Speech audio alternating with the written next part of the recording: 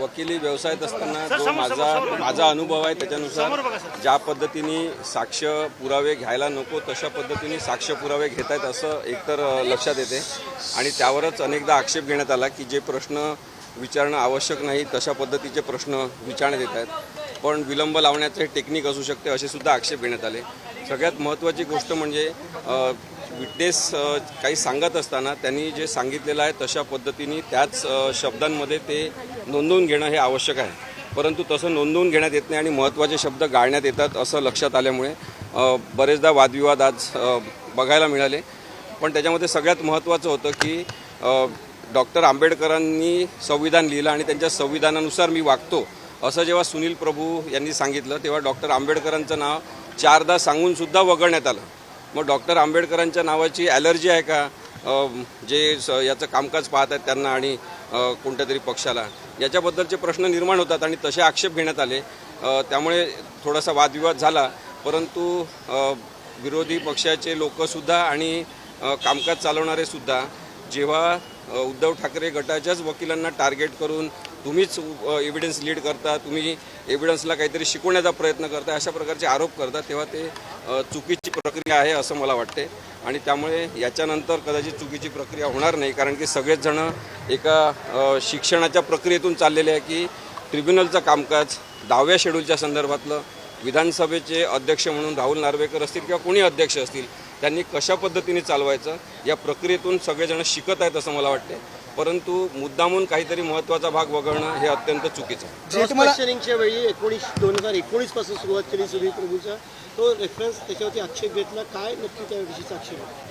कसं आहे की त्यांनी जे प्रतिज्ञापत्रावर म्हटलेलं आहे आणि जे सर्वोच्च न्यायालयात प्रतिज्ञापत्रावर मांडलेलं आहे त्याच्यामधले काहीतरी मतभेद किंवा त्याच्यामधले काहीतरी उणिवा काढणं हे काही साक्षी पुराव्यामधलं काम असू शकत नाही असं आमचं म्हणणं आहे आणि त्यामुळे जे प्रश्न विचारले जात आहेत महेश जेठमलानी साहेबांकडून ते एवढे संयुक्तिक नाहीत असं आमचं म्हणणं असणं हे साहजिक आहे।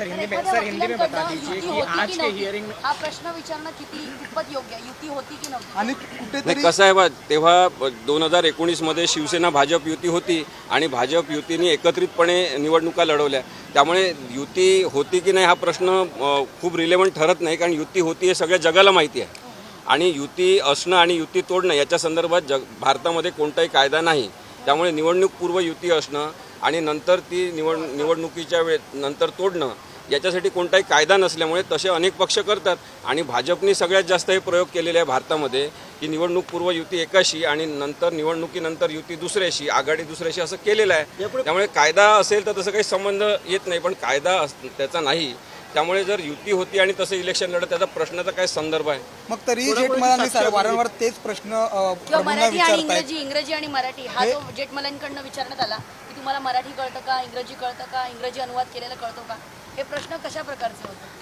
सुनील प्रभू यांनी जे प्रतिज्ञापत्र केलेलं आहे ते इंग्लिशमध्ये आहे। आता सर्वोच्च न्यायालयाचं संपूर्ण कामकाज इंग्रजीमध्ये चालते, त्यामुळे कोणीही क्लायंट जेव्हा आपल्या वकिलांना काहीतरी मराठीत सांगतो ते इंग्लिशमध्ये उतरून घेतात, त्यांना ते सांगतात की अशा प्रकारे तुम्ही म्हटल्याप्रमाणे लिहिलेलं आहे आणि मग ते सही करून ॲफिडेव्हिट दाखल होते, त्याच्यामध्ये काही चुकीची प्रक्रिया नाही आहे।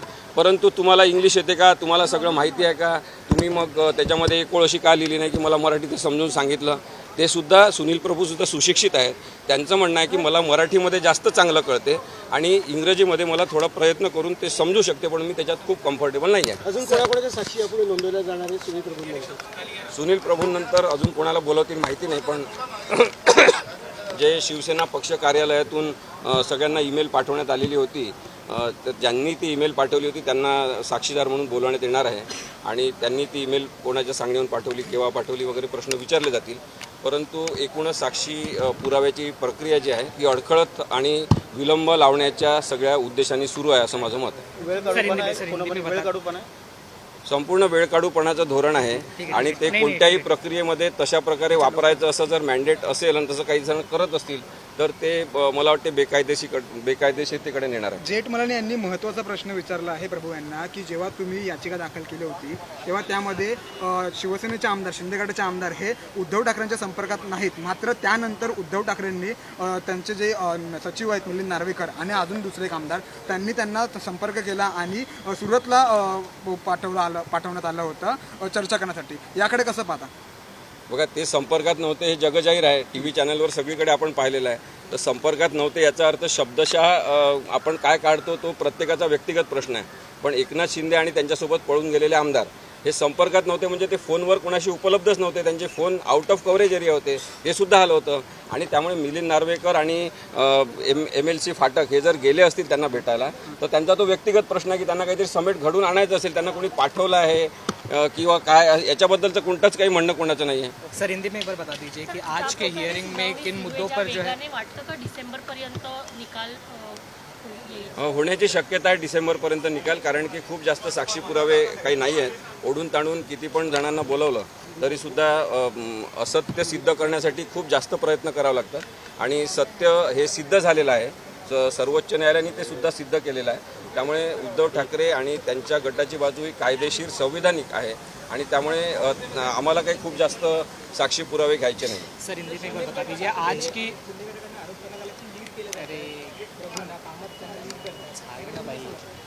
नाही, मी देवदत्त कामत यांना कधीही साक्षीदारांना लीड करताना पाहिलेलं नाही. उलट असं होत होतं की जे मराठीमध्ये उत्तर दिलं जात होतं आणि ते इंग्लिशमध्ये घेतलं जात होतं लिहून, तर ते लिहून घेत असताना महत्त्वाचे शब्द गाळले जात होते किंवा महत्त्वाचे शब्द घेतले जात नव्हते आणि त्यामुळे त्याच्यावर आक्षेप घेण्यात येत होता. पण त्यांचा गैरसमज राहुल नार्वेकरांचा झाला की लीड केल्या जात आहे. कारण की विरोधी पक्षाच्या वकिलांनी तसा आक्षेप घेतला पण कधीही लीड केलेलं नाही आहे. त्यांच्या शब्दामध्ये ते लिहिलं गेलं पाहिजे. जे शब्द महत्त्वाचे होते ते गाळू नये. जसं मी सांगितलं की डॉक्टर आंबेडकरांचं नाव जर त्यांनी घेतलेलं आहे सुनील प्रभूंनी की ते संविधानात जे डॉक्टर आंबेडकरांनी दिलं आहे त्याच्यानुसार मी वागतो, हे जर म्हटलं आहे तर डॉक्टर आंबेडकरांचं नाव घ्यायलाच पाहिजे त्याच्यामध्ये. ते लिहिण्यामध्ये काय प्रॉब्लेम आहे? हा जर प्रश्न विचारला असेल तर त्याच्यामध्ये कोणाला वाईट वाटण्याचं कारण नाही. सर हिंदी में बता दीजिए कि सर हिंदी में एक बार बता दीजिए कि सेना वर्सेस सेना हियरिंग में आज के क्या क्या मुद्दे थे और अगली तारीख कौन सी रखी हुई?